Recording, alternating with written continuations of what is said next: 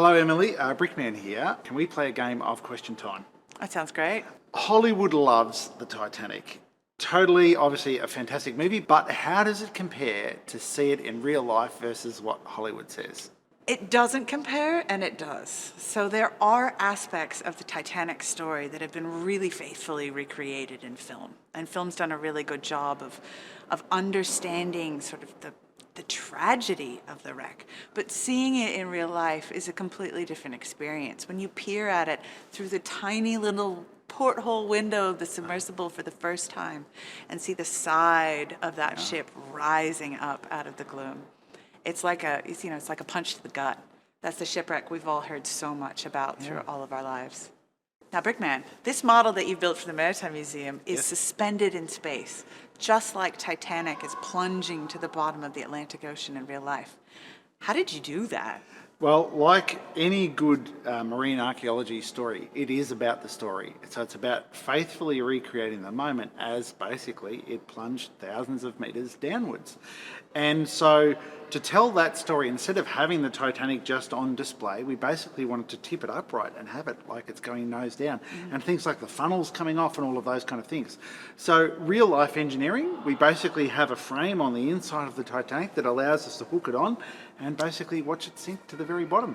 When you're preparing to go to see the actual Titanic, like how long is that process? Well, I got lucky. So I came into it pretty close to the actual trip and was selected to be part of James Cameron's big team to go to Titanic in 2005 as part of the Last Mysteries of the Titanic project. Is that you in there? Oh, you're in the back looking at the That sounds window. about right. Yeah. Obviously, the danger Yep. of going that far underwater. How much training do you have to do to go down that far? Well, remember, I was in my early 20s, so I had no fear. Everything was going to be fine. Yeah. You know, so we were on board a professional oceanographic vessel. Yeah. And there were teams of engineers who take care of the submersibles. And I think they could fix anything with duct tape and gum. You know, it's just... I'd like to hope there'd be a little more than that on board the submersible, but sure, totally, yeah. But if that's all they had... Yeah. But yeah, it's sort of like this, you know. It's a little submersible, and there are 3 people in there, and we had lights and cameras on the outside. And we also used little remotely operated vehicles, or ROVs. Yep. And we could use those so we could position the submersible here over this hole, which is where the grand staircase was on the wreck. Okay. And the dome popped off. And then the submersible will deploy the ROVs down the grand staircase. Right, and check. Yeah, because that's the easiest way to be able to access all the decks of Titanic. You just count the decks, A, B, C, D, F. Yeah. How long does it take to get down there? And then how long were you there? And like, are we on a long haul flight? Are you getting, is the service any good on board? What's it like? It is. It's about a 12 to 14 hour dive. Wow. So you've got a couple hours for the descent, and then a few hours on the bottom, and then a slightly longer ascent. But I mean, you know how it is when you're out on a project. During the descent, you're preparing, you're getting everything set up, and there are only 3 of us. And then you're on the bottom, time goes like that.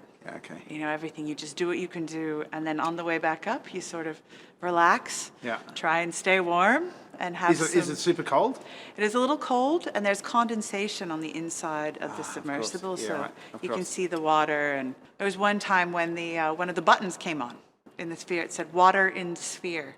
And so I looked at the pilot and I said, "Jenya, water in sphere." And he said, "This is not a problem," and just turned it off. You know? And then the warning light. The warning light, not a problem, not a problem. Then the next one came on, leakage. I'm like, "Jenya, leakage." Yeah. Not a problem. So, they know what they're doing this exhibition. Do you think it's helped you to learn a little bit more about maritime archaeology, or like maritime archaeology more, or? Well, one of the things that I do in my job is I'm a storyteller. And so there's no greater storyteller than history itself. And so all of these stories of all of these shipwrecks are so different to each other, and they're so unique. When you get to learn about this kind of stuff, and then how do you transpose that into a Lego model to tell the story, not only is it challenging, but when people understand it and see how you've done your version of what that story looks like, that's pretty rewarding. Yeah, well, hopefully everyone that comes along gets to enjoy it just as much as we had making it. Thanks, Brickman. Oh, no, it's my pleasure.